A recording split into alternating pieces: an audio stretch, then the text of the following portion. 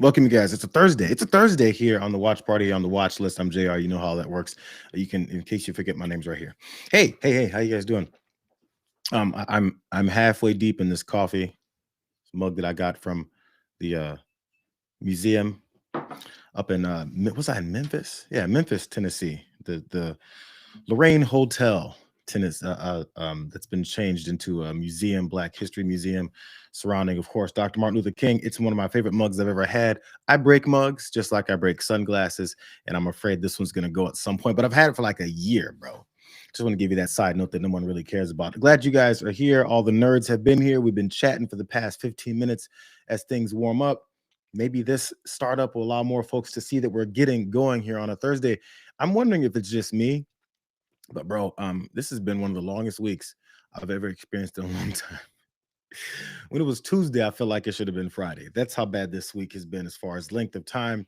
And not to mention the deep dives of news that I've had to jump into, things that we've been sifting through and deciphering. And for some reason, today just was, it's not that there was a lack of it. There never really is. It was just things that I guess I'm not as deeply versed on as I like to be. So I was trying to do more reading, more research. The more you learn, the more you figure out how everything is connected and how things work. But a little bit of international things that are going on. Further depths of these deals that Donald Trump is talking about with the Chinese leader that they met over, I believe it was in South Korea, they all met. Deals that are not being done with Canada at all. That was barely mentioned. We've seen that go down. But also, I'm not sure if you guys know, the guy who wants the Nobel Peace Prize, he's on the verge of war. You know, because if you want the Nobel Peace Prize, what you do is you start wars, and you don't end 10, or is it 12, maybe 15? Who cares? He just talks. Glad you guys are here. Let's go ahead and get started. But more, I want to start with what's going on the streets of our cities. Not the more standard things that we've been seeing lately that makes you sick. Yeah, I will be showing some of that. But I want to start with something that Gary Chambers, I'm not sure if you guys are familiar with Gary Chambers, he was highlighting that's going down in Louisiana, specifically Baton Rouge. He says it so much better than I do. So let me pass it to Gary Chambers. Did you guys hear about this? Well, old ball coach slash mayor of Baton Rouge, Sid Edwards, has some text messages in the newspaper today. Let's talk about it. Now, in these text messages that I'm about to read to you, the mayor of Baton Rouge is texting with a political operative who has a relationship with one of Trump's appointees to have a conversation about when they're going to bring ICE to Baton Rouge. The mayor has a tax on the ballot November the 15th, and he is expressing to the persons who are communicating with Trump's people, hold off on sending ICE down here until after the election, because I don't want to play in these people's face before the election because they might not pass my tax. Let's talk about it.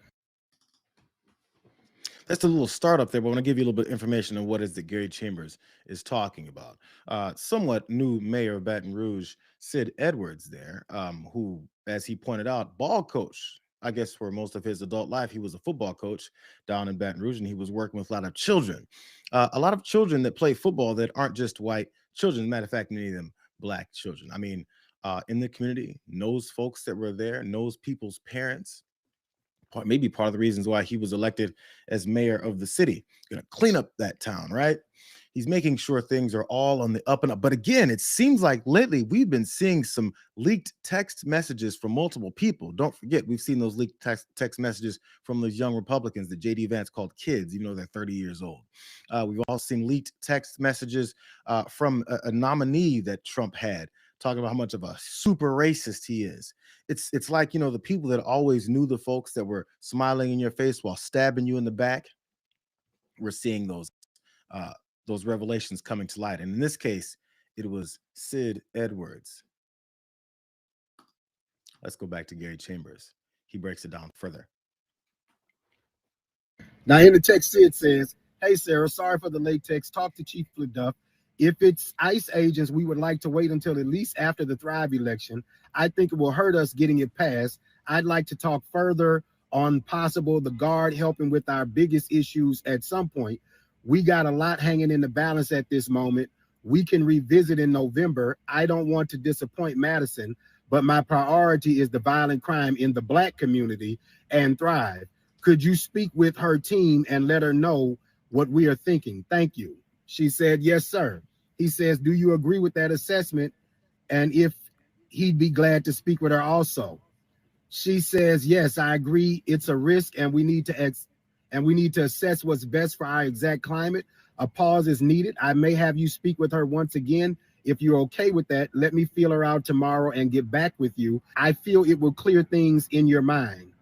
Sid Gotro and I spoke. He also agrees with you, said he feels there was a problem we were currently dealing with by all means, but he feels we are getting better little by little. He does welcome help from the BRPD, but how would that look? Cool, thank you. She says, I let Madison know we are at a halt until after November. She is now aware and said for me to let her know once we want to get started. Now, he in the newspaper saying that he doesn't think Baton Rouge needs ICE, but he's not against the military coming into this city. Just in case you missed what it was that went down in those text messages, that new mayor, Sid Edwards, down in Baton Rouge, who works in the Black community at times, ingratiated himself as he was the old football coach down there, has some secret messages with folks that were connected to the Trump administration and folks that are in charge of maybe sending more National Guard troops into Black communities, the way they've been doing in other cities. Except Sid Edwards needs an election upcoming at the beginning of November to go his way. He doesn't want those same folks that he's looking to help terrorize in those communities to know or to be scared off from the polling places that he's trying to convince them to vote his way on a bill, by the way, on an initiative and a change that would tax them more, that would take more money out of those very same communities. Community things that help the elderly, community things that help with schooling, community things that help with the infrastructure of those areas, to then siphon that money and give it to other areas that don't happen to have those same demographics that he's talking about unleashing ICE officers or the National Guard. I'm sorry, he doesn't want ICE. He'd rather the National Guard be in those communities. So like we've always seen before, when people say, how about you clean up your community? What's going on with all the drugs and the violence and the crime that's happening in those communities? Those communities that suffer from those most times have a lack of resources. And when they do have resources, people that smile in those same community members' faces go in and take things out of that community and give it to other communities that they feel are more worthy, even though those other communities have already been given all kinds of benefits and advantages over these communities before that. But someone can make their entire livelihood and set their name as a pillar in the community because of being a football coach in those same communities where he says he wants the crime to be lowered by sending in the National Guard. Smiling in folks' faces while texting behind their backs and not caring that maybe some of those young football players that maybe years ago that he used to coach maybe just might get killed, just might get detained, might get roughed up by these folks that he looks to unleash into these communities, because that's what these guys do. But don't you dare say that, they're racist. Oh, don't say that they're looking to take things from folks that have less than they do already. And the reasons that they already have fewer things than these other folks have is because of initiatives like this, because of backstabbing like this. When the game is rigged, and then you say you guys must have a lower level of culture. I feel like when we really know what you're doing and when you get in those positions of power, we should never trusted you in the first place. Just want to point that out. I also want to point out something else. Maybe if we see the things that are going on in these communities, this is why we play these abhorrent videos, these videos that actually make your stomach turn, the types of videos that make you look away because you're like, I can't look at this anymore. It's too stressful. For some reason, people, when they're in positions of power, don't care to see these videos. Or when they see these videos, I'm not sure. Maybe they rub their hands and laugh about it. Maybe they kick back in their chairs and go, pass me another martini, Bob. Because this is what happens in communities when you unleash lawless law enforcement in very solid quotes in these communities. Oh, wait a second. Sorry. That's the wrong one. Sorry, that's the wrong one. Sorry, that's the wrong one. I want to play you this one.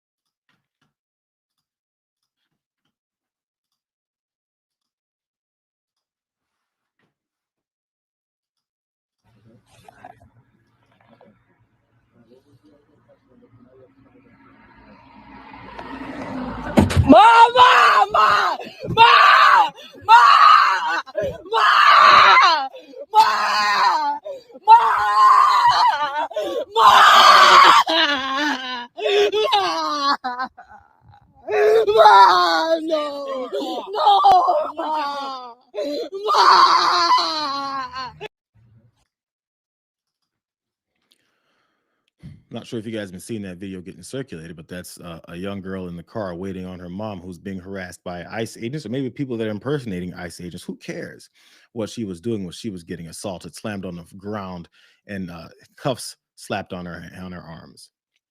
Because as the story goes, she was providing all kinds of paperwork, all kinds of proof of her right to be here, but they don't care about those things because she was having issues, apparently, according to the story. Issues remembering a social security number correctly. Then the attack was on. Can you hear the blood-curdling fear in that kid's voice? Her daughter there inside the car who was recording it jumped out and was probably too afraid to do the natural human thing, which was to intervene and save your mother from this type of stuff. But those two pieces of shit went home and congratulated themselves. Maybe they told their families of what a great day they had. Hey, you know what, Mary? I got home. You know what happened today? I arrested and snatched an older lady whose kid was in the car screaming for their mother. It was a great day. It was a great day. Stephen Miller would pat me on the back. That's the type of energy and that's the type of tactics that people like the mayor of Baton Rouge is okay with unleashing on communities because of crime. Because he's following behind a guy who not only wants to unleash, as he was ready to, National Guard into the streets of those black communities, as was said in those text messages, but also maybe full-on active duty military. There's no end to his horror. Sure, I would do that if it was necessary. You know, if it was necessary to do that, but it hasn't been necessary. We're doing a great job without that. It was necessary. As you know, I'm allowed to do that. Do you need other branches of the military you would send in, or who are you with? the New York Times? That's very good. Very good. Well, if you write it correctly, I'll give you the answer. But you know, I want to enact a certain act. I'm allowed to do it routinely, and about 50% of presidents have used that, as you know, and I'd be allowed to do whatever I want. But we haven't chosen to do that because we're doing very well without it. But I'd be allowed to do that, you understand? And the courts wouldn't get involved, nobody would get involved, and I could send the Army, Navy, Air Force, Marines, I could send anybody I wanted. The fascist said he can send the Army, Navy, Air Force, Marines. He can send anybody. I can do what I want. Have you guys noticed that's been his latest tagline? It's no longer make America great again. It's I can do anything I want. He's been saying it more ever since that No Kings protest a couple of weeks ago when he said, why are they doing these No Kings protests? You know, I can do anything that I want. So there he is on the airplane with loud background noise being asked about his declaration that he made at that naval base in Japan about how he can do anything he wants. Why would you do anything that you want?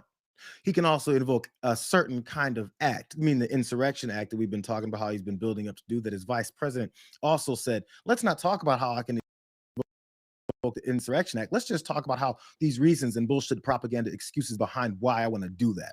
I want to continue to link us back to the fact that we've got local officials that are okay with this stuff. But before they're okay with this stuff, they got to win some elections. It's almost like they're in these positions to destroy people's lives and enhance their own. This happened, I believe, in the Chicago area. This is the type of stuff these folks endorse.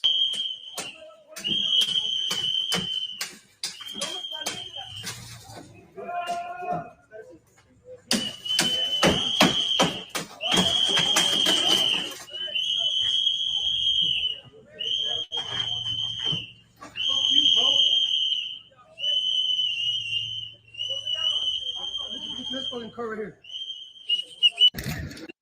Right here.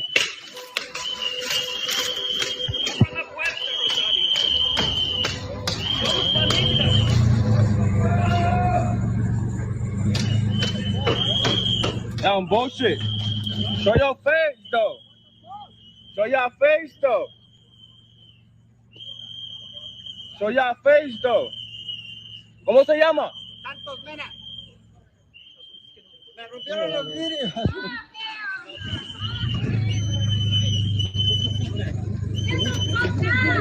What the fuck you watch the military and you do that shit? Get back! What? Y'all weird trespassing and shit. Oh, fuck my. It's after anybody. Did you notice that the second car of Gestapo agents rolled up, flashing middle fingers and telling people to get the F back because they're recording? That's the number two thing that they're afraid of. The first thing they're afraid of is people kicking their ass. The number two thing is people recording, and it's all backed up. This is how this all comes together. The main purpose, I think, of this aspect of me showing you guys all these things is how many different levers and people in different positions of power are all in support of this in ways to make sure these things go unchecked and also unseen. That's why I keep showing it every time that I can. That was at a Menards store.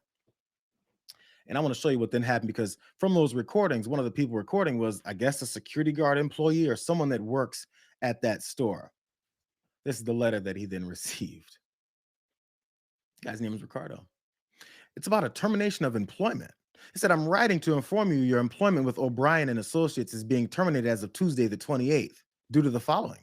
On Tuesday, October 28th, you were scheduled to work from 8 to 3:30 as a door guard. While on shift, there was an incident that took place in the parking lot. No, it wasn't an incident. It was a kidnapping. Continuing, you took it upon yourself to leave your designated post without approval and go into the parking lot. When asked by your site manager, Michael, what you were doing, you stated that you were, quote, watching ICE. You were instructed to go back to your position at the door.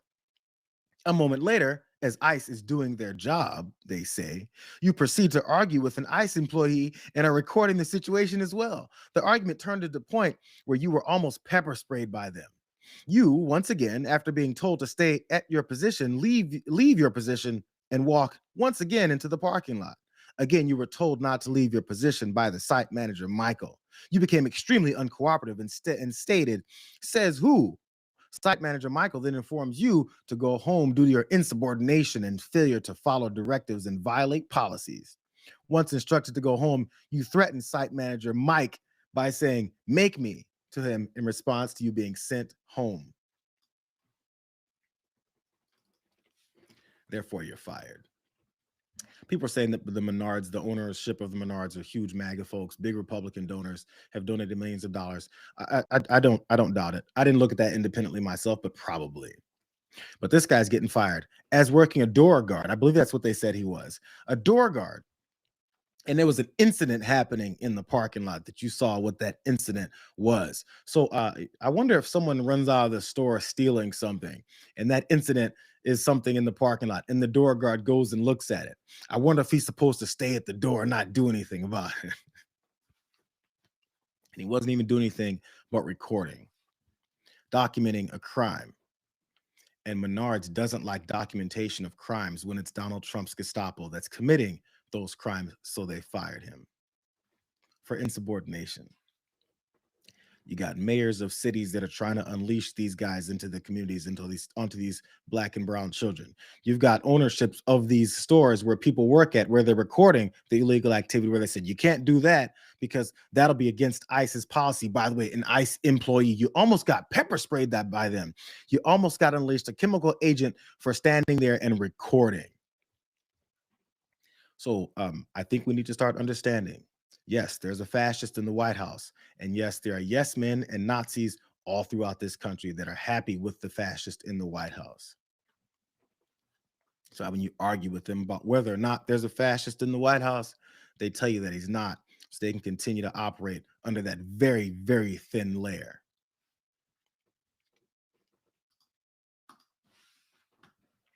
People need to vote in Baton Rouge against what that guy wants to do to them, since he didn't want them run off by National Guard folks in the streets. Not yet. Let's fuck them up later. All right. Okay.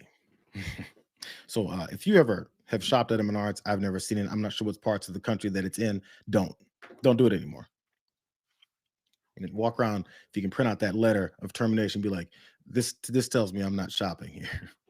You don't even do that. Just stop going. Don't give them that benefit.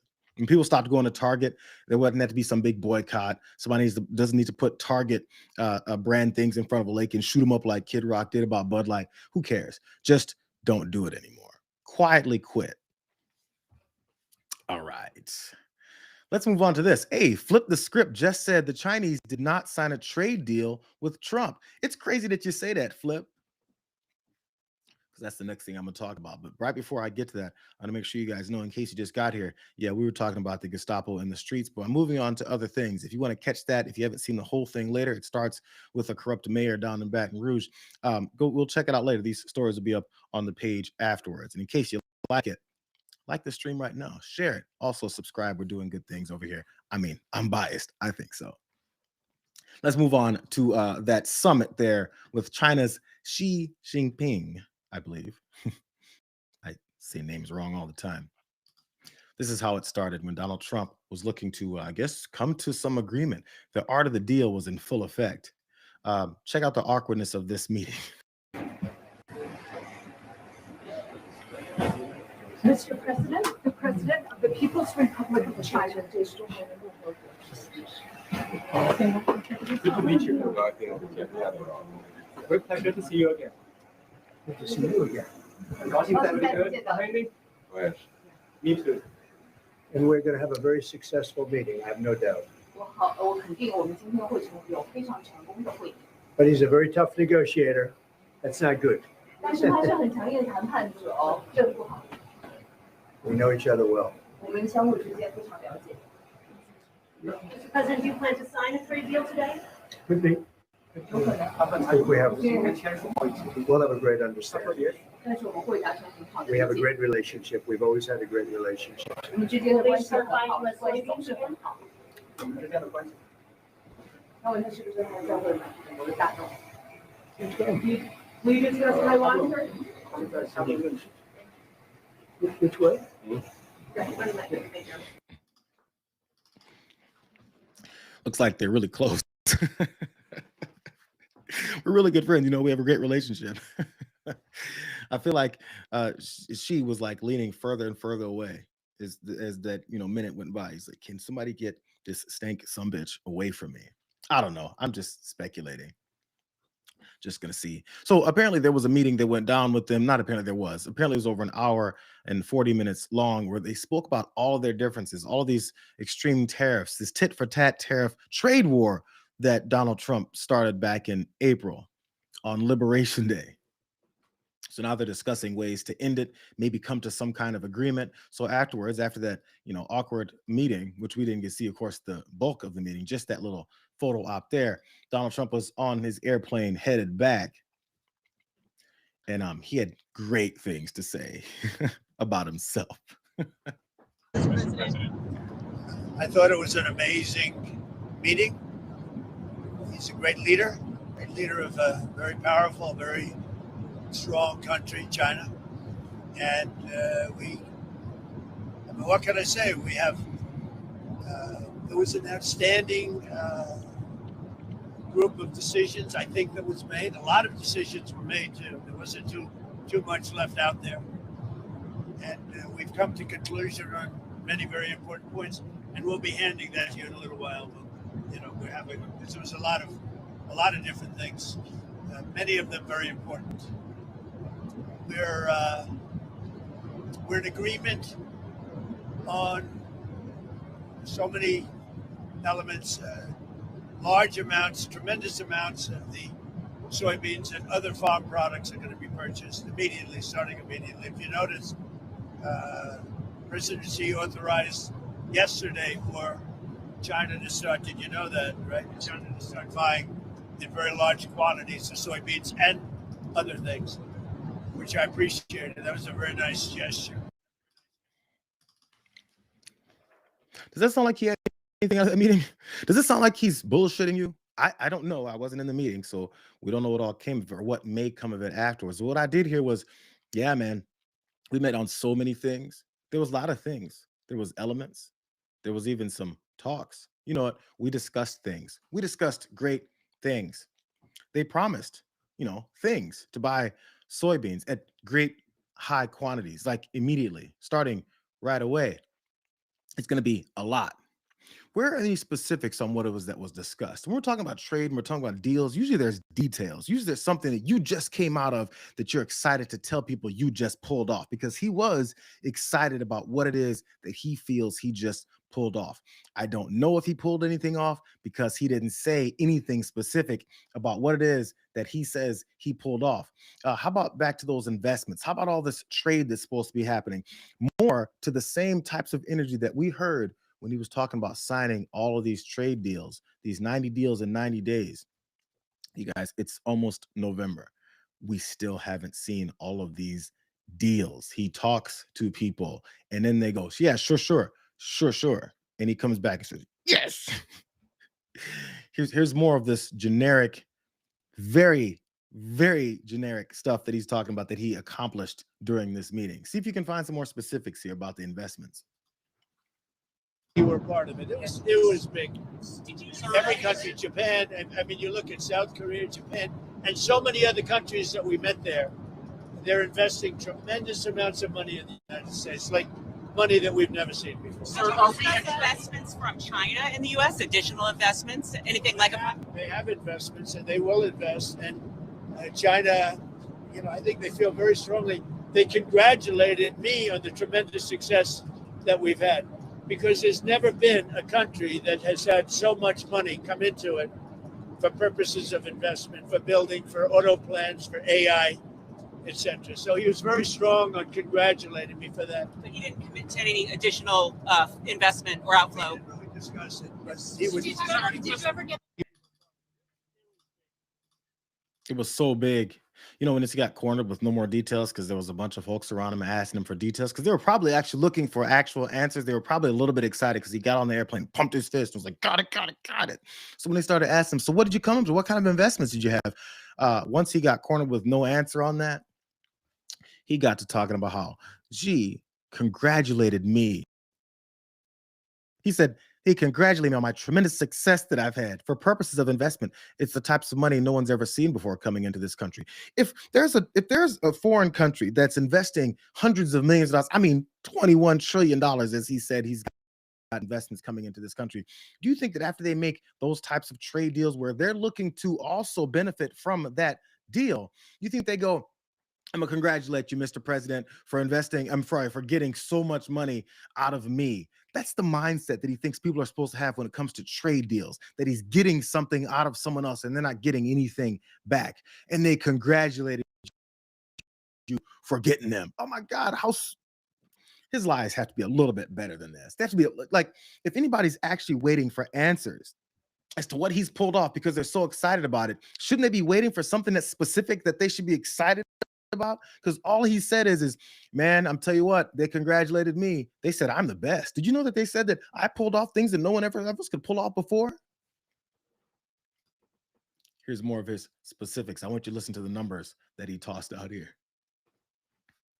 All our allies. So many successful meetings, right? And so many meetings great for our country, with literally hundreds of billions, trillions of dollars have come into our country over the last 4 days, represented by this meeting. But trillions of dollars, where Toyota is going to build plants, $10 billion worth of plants. And, I could go over so many different companies coming in. They're pouring money into the United States. So beyond even this meeting, this was an unbelievable trip. And I hope you're glad you were a part of it. All our allies. It's like I was going to say a game show host, but it's not even that good. He said, we've got millions, billions, trillions coming in. Literally hundreds of billions, trillions of dollars have come into the country over the past 4 days. Is it hundreds of billions or is it trillions? Those are big numbers. That's a big jump from hundreds of billions to trillions. How is it you don't know how much money is coming in over the past 4 days if you just had an hour and 40-minute meeting with this guy who congratulated you on siphoning hundreds of billions, trillions of dollars out of him? I'm just letting you guys know why every time I hear this guy speak, I start from the place of he's fucking lying to you. Not because, there's Trump derangement syndrome, but because he's always fucking lying to you. So let's get to some details. So I said, let me read a while about what people who were maybe there and had some details of what it was that happened have to say, because there were some details. Let's read some of those details. First, CNBC had a breakdown of things that happened. So I'm going to give you guys those details and not just give you my biased opinion. Beijing on Thursday paused export controls on rare earths, while Washington cut fentanyl-linked tariffs. That followed that high-stakes meeting between Trump and Xi. The Chinese export controls, which were announced on October 9th, will be delayed by 1 year, while the U.S. will similarly postpone the implementation of measures announced on September 29th that also blacklisted majority-owned subsidiaries of Chinese companies on the U.S. entity list. So remember those whole rare earth export controls that Donald Trump was so mad about, and he said he's putting on 150% tariffs. Who knows what number was? He doesn't know either. And then how he's gonna slap all that because they're doing everything so unfairly. I mean, it was part of this escalating trade war that he started, so things got pretty much out of hand. So they promised to pull back on that, and then he promised to then keep tariffs at an extraordinary amount that Americans are paying more money for anything that's coming in. So loss for us. Here's more. Is over from the New York Times. It says, by flexing China's near monopoly on rare earths and its purchasing power over U.S. soybeans, Mr. Xi won key concessions from Washington: a reduction in tariffs, a suspension of port fees on Chinese ships, and the delay of U.S. export controls that would have barred more Chinese firms from accessing American technology. Both sides also agreed to extend a truce that was struck earlier this year to limit tariffs. We don't know what those numbers are, but he said they're around 47% now. 47%. That's the win. Here's more. Here's a quote. What's clear is they have become increasingly bold in exerting leverage, and they are happy to pocket any and all U.S. concessions. That's what Julian Gerwitz said. He's a senior policy official at the White House and and also the State Department in President Biden's administration. So maybe this guy's all biased. Maybe he's talking about how bad this was because he's such a Biden guy. Hey, here's more information, though.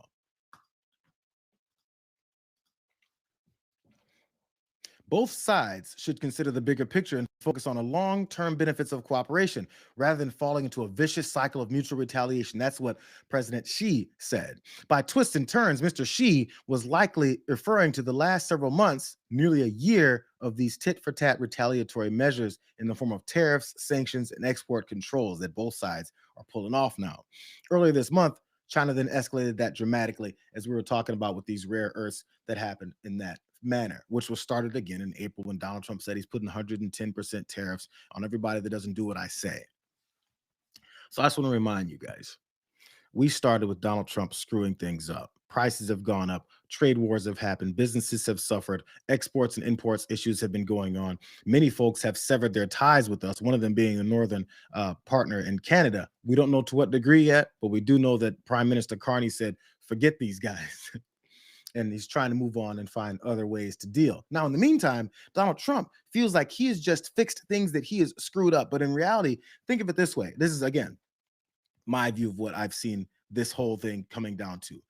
He did this much damage. Say he did 100% damage. He goes to meet with these guys and he says, I have it down to 47% damage. But before he started the 100% of damage, we were around here. So he's got us here of damage. We've still got this much damage that this sumbitch that's put on so many different industries, so many different people, and the prices that he keeps saying have been paid for and will continue to be paid for by other folks. The problem with that is that jobs, your wallet, your bank account all disagree with his declarations. So because he wants to, as I've called him many times, the presentation president, this is what he feels he got. Mr. Trump pumped his fist in the air as he boarded on Air Force One, then said on the plane that Xi had agreed to take more action to stop the flow of chemicals used to make fentanyl from reaching the U.S. He also said that China promised to purchase more soybeans. Our farmers will be very happy, he said. And he posted that on Truth Social. I would like to thank President Xi for this. What's our measure of what kind of effect China has had on sending fentanyl here or having these chemicals that are used to make fentanyl from reaching the United States?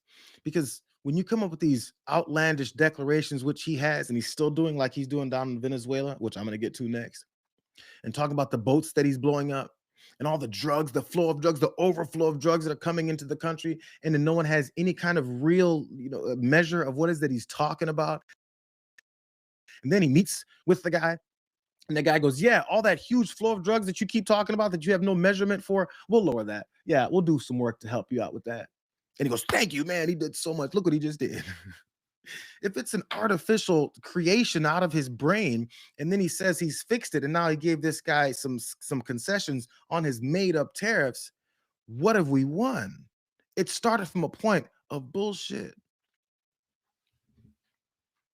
But he's pumping his fist. I want to go to this guy that was on this panel, Max Boot. He was speaking again about what is it I was mentioning from the top when it comes to the way these trade deals happen and the validity and proof that something has been done.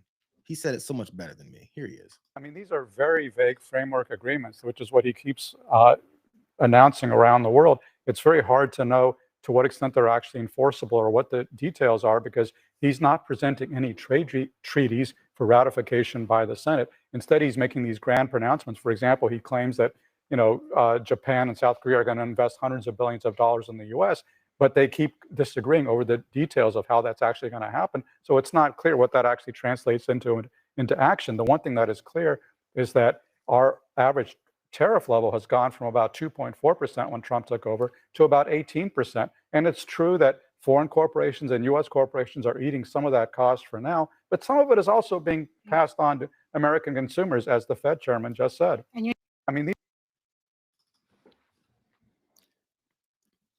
Similar to, like I said, with these deals that he said he signed 90 of, or they said they would sign 90 of in 90 days.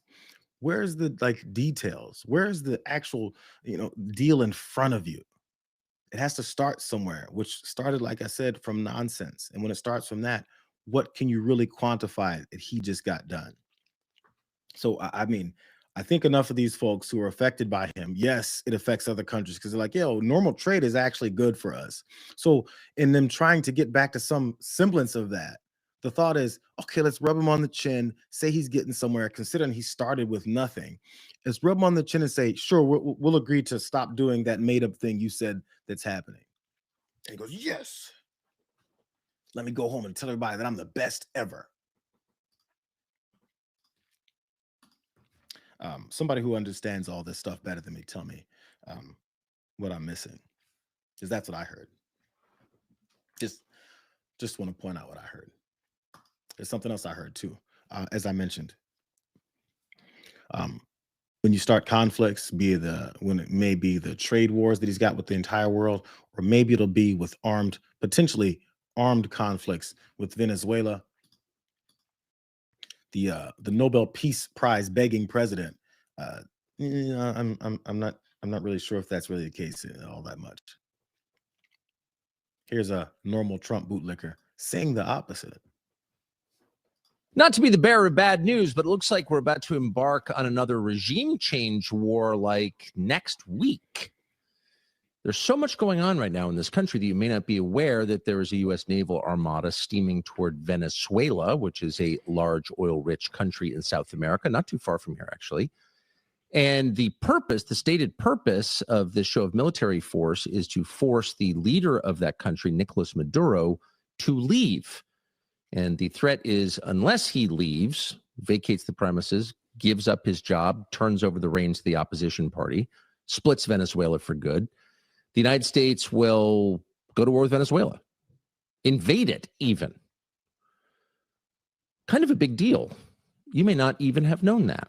Very few people seem to be talking about that. Again, there's a lot else going on, but it's a pretty significant turn of events if you think about it. It's not every day the United States has another regime change war. In fact, it's been quite some time. Not to be... I could have gone to multiple people that are probably talking about this upcoming considerably a land invasion of Venezuela. I decided to use Tucker Carlson because, maybe people will believe him more, considering they may have thought that since he's always, piggybacked and been on top of everything that Donald Trump says and decided to back it up, when he says something like that, maybe they'll believe it more. Because, Everything else is just fake news. But you know what? Just like what Ted Cruz said about Marjorie Taylor Greene and her, window dressing type of comments that she's making against everyone except for Donald Trump, maybe Tucker Carlson has just gone super lib the way Ted Cruz said that Marjorie Taylor Greene has, like that dumbass said. So if you believe that maybe Tucker has gone all super lib, maybe you should listen to his man in charge of chaos. Here's Stephen Miller talking about Venezuela. Would you consider, would the administration consider putting U.S. troops on the ground in any capacity inside Venezuela? Well, I would refer to what Secretary Hicks said yesterday in terms of how the Department of War is viewing the issue of the strategies that are being used to fight these terrorists in the Western Hemisphere. And I'll just continue to reiterate what I've said before. I know that you want more detailed answers than I can provide, but these are terrorists and they're going to be killed. Thank you very much. She asked if there's going to be some kind of conflict, military armed conflict. These terrorists are going to be killed. Well, we know the normal name of the game when it comes to demonizing whoever it is that you're about to attack, and make sure that people buy into it, because we're a fearful country that listens to these guys say things that they just think we're gonna buy. So okay, Stephen Miller said it. Maybe he's just bloodthirsty and he's dreaming. Here's this other guy. He sounds a lot like Trump. He said it too.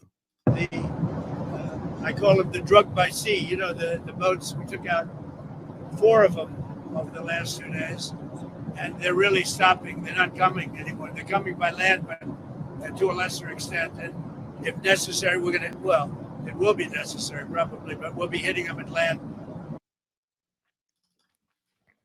He started with the attacks on these boats that he's been bragging about for weeks. Now he's going to hit them by land. I remember he was ending wars. So if you have a war by land and he's going to hit them by land, what would you call that? I don't know. But, Rick Scott I guess he got the memo that said he's supposed to, admit to this too. He's going to hit them by land. Here's Rick Scott. If I was Maduro, I'd head to Russia or China right now. Because his days are numbered. Something's going to happen. Whether it's internal or external, I think something's going to happen. the firepower that's off the coast, right? This is an armada. This is a lot of U.S. forces.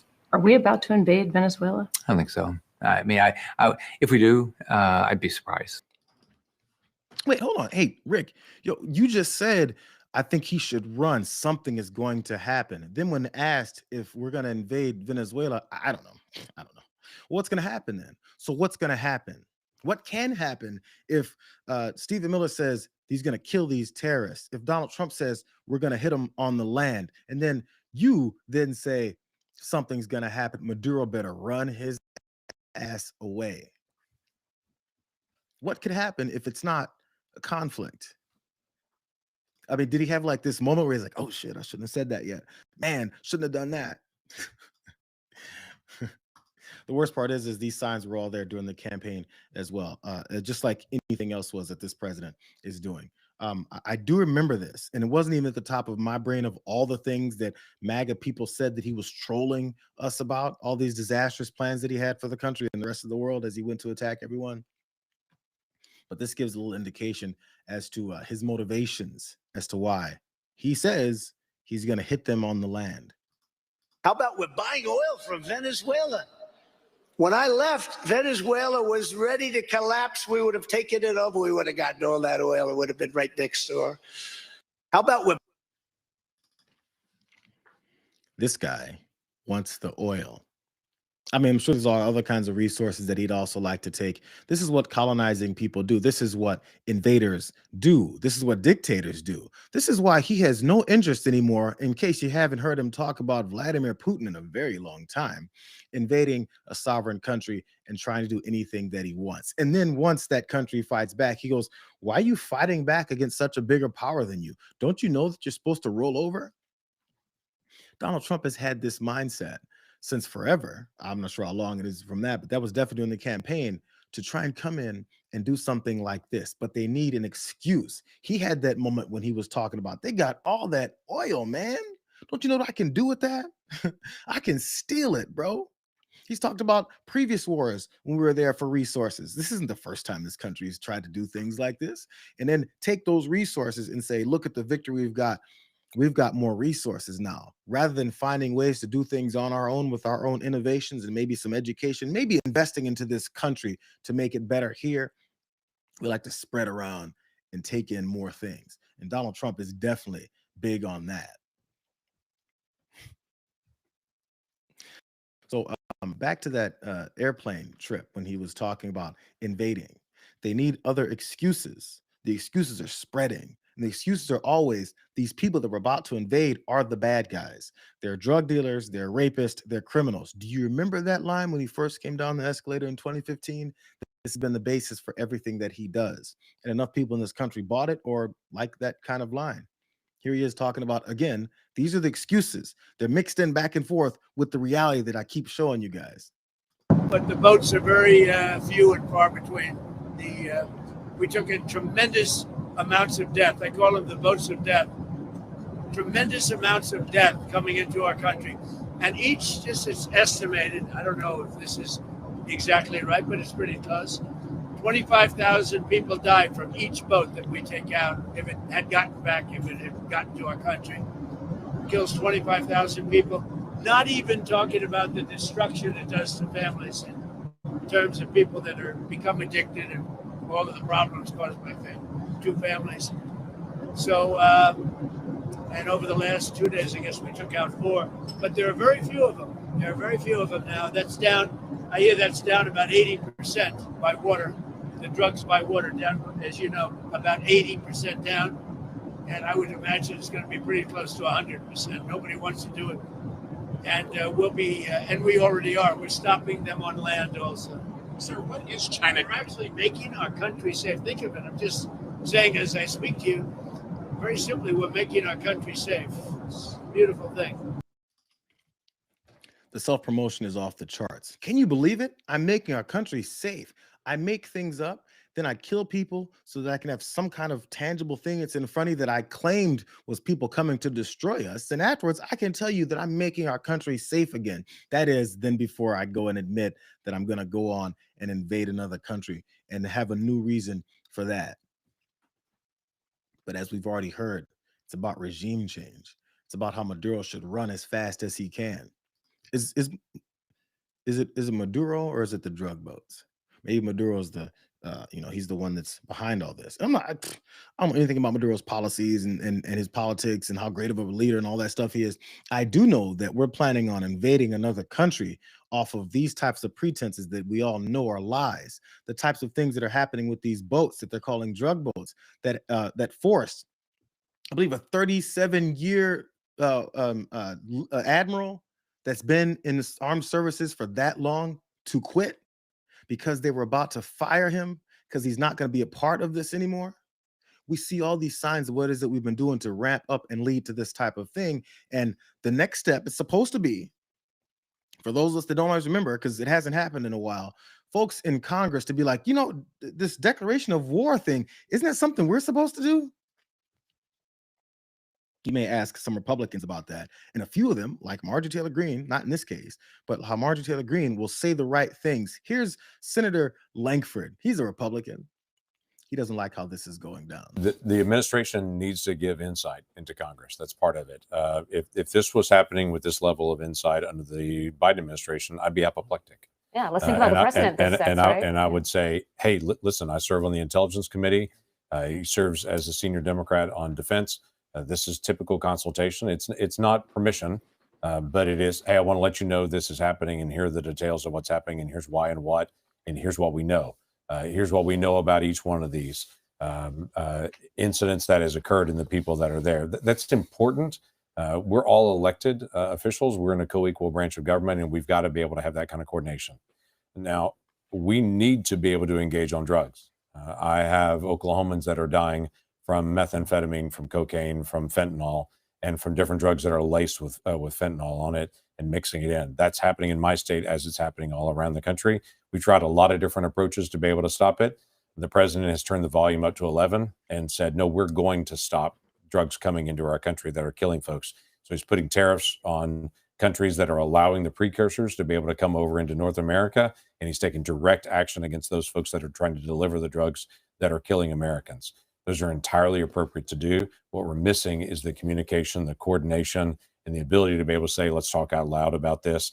We're not his opponent on this. We're an ally in this to be able to solve it, but we need to be able to have a voice on it as a co-equal Are branch. there other? How does all that make sense? You notice every time a Republican has the slightest bit of disagreement with what Donald Trump is doing publicly, they have to then talk about how great he is, what he's doing is great. We actually agree with him on 98% of it. It's just these very little 2% that we don't agree with him on. And that last 2%, we're going to say that we don't agree with him on it. And then afterwards, we're going to let him do it anyway. What's the point of saying it? What's the point of saying that you would have been apoplectic if Joe Biden was doing this? If Joe Biden was doing this, would you be apoplectic and then go back to sitting in your corner, not saying anything else about it, not doing anything else about it? Instead, he's killing people indiscriminately, and we don't have any kind of authority over this. We're not declaring war. So as he's killing people, and then we don't like that part, at the same time, the people that he's killing is trying to stop an end to this whole drug trade that's happening in the United States where we're receiving drugs. Why are you, while you're saying he's doing wrong things, then cleansing the things that he's doing right afterwards? Someone would think that Senator Langford is on board with these killings because he just said Donald Trump is doing something to stop the drug trade. What is he doing to stop the drug trade if what is that he's doing is he's killing innocent people without your endorsement, without your you signing that declaration of war? So I guess Langford's going to be apoplectic once the Venezuelan war starts and we go ahead and hit the ground running. I'm apoplectic, but I mean, Donald Trump is invading another country. I guess he's okay to do that. What are you talking for? And did Langford look apoplectic to you? It's all about a broader plan. Like I said, there's an insatiable greed to take things. One way is to buy people like they did with Milei, as they propped him up as the president in Argentina. It's to invade Venezuela. And look at the connections, again, back to Rick Scott. Look at the connections they're making with more than just Venezuela. Do you think removing Maduro would signal to other socialist regimes in the area? It'll be the end of Cuba. Cuba relies on subsidized Venezuelan oil to prop up its economy. America is going to take care of the Southern Hemisphere, and we're going to make sure that there's freedom and democracy.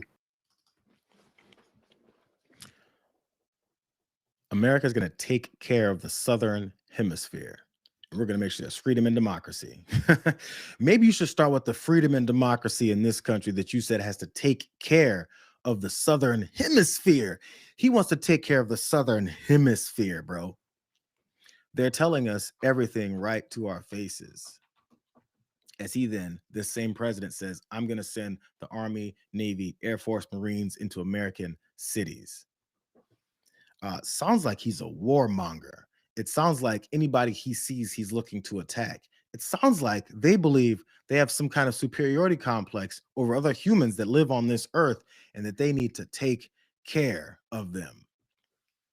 And by take care of them, he means is get to murdering folks. Maybe that's why they're okay with him killing people on these boats. They're subhumans anyway. They're brown, right?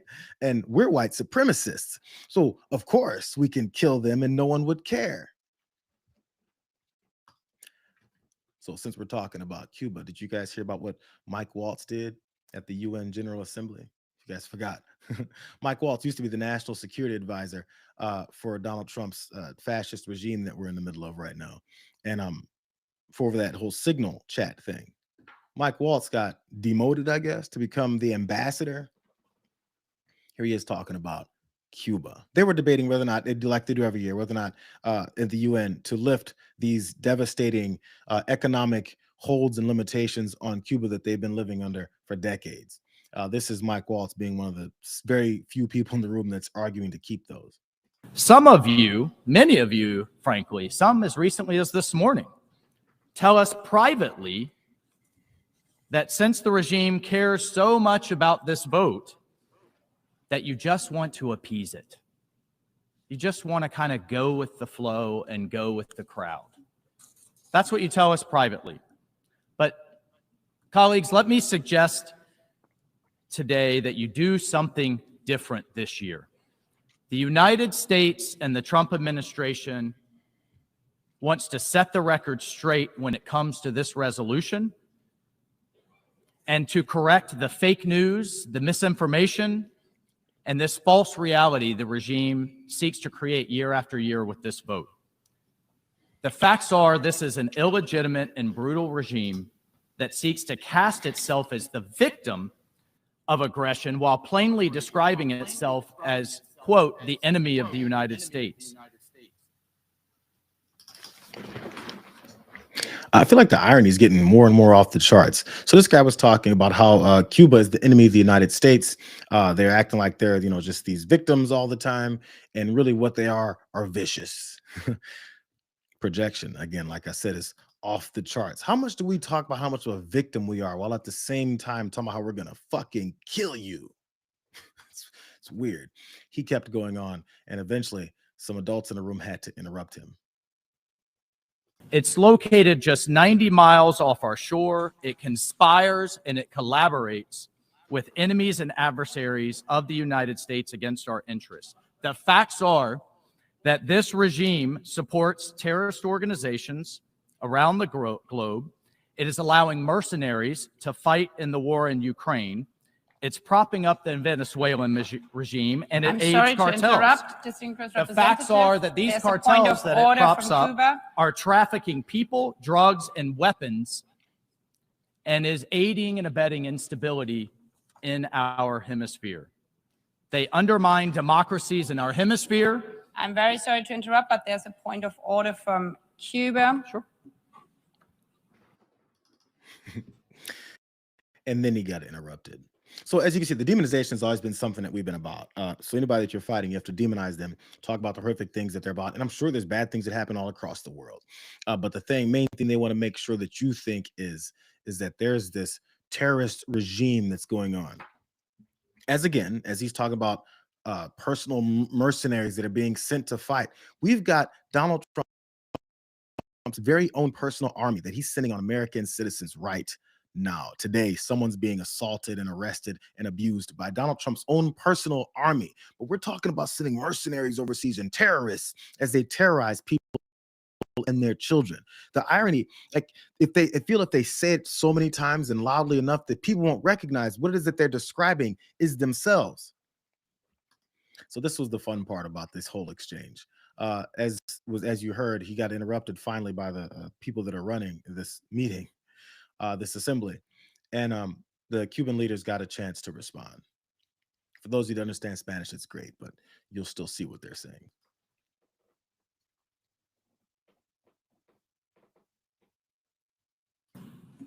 Madam President, yes, we have to give the floor to the point of order and the representative of Cuba. El representante permanente de Estados Unidos no solo miente desviándose sustantivamente del tema, sino que se expresa de manera grosera y prepotente contra su presidencia, contra la dignidad de esta Asamblea y de los Estados miembros. Lo hace con una incultura, rudeza y grosería que no se admite en este magno y democrático recinto. Señor Walsh, esta es la Asamblea General de Naciones Unidas. No es un grupo de Signal ni es la Cámara de Representantes. So as you can see, they brought up his Signal chat history where he was revealing all kinds of secret information and then accidentally included that Atlantic reporter who exposed the whole thing, which got him in the position that he's now. So as we have these issues in other countries, as Cuba has its issues, which the biggest victims of those issues are the people of Cuba. Just like the biggest victims of the leadership in this country are the victims, the citizens of the United States.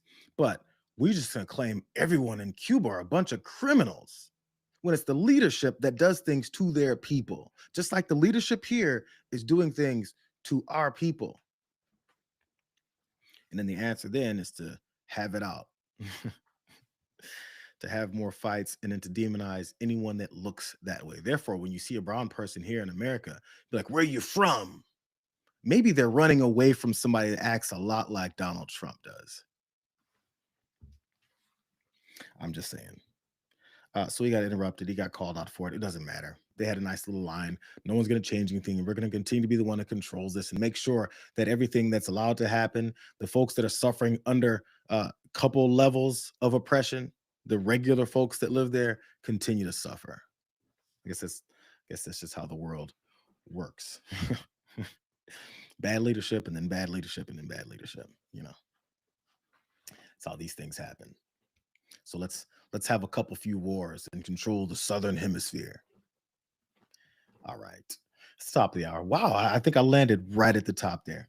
Good. It's glad to see you guys again. If you guys missed anything that was going on here, they'll be up on the page later. Go visit it there. If you haven't liked this stream yet and you want to, there's a thumbs up button there.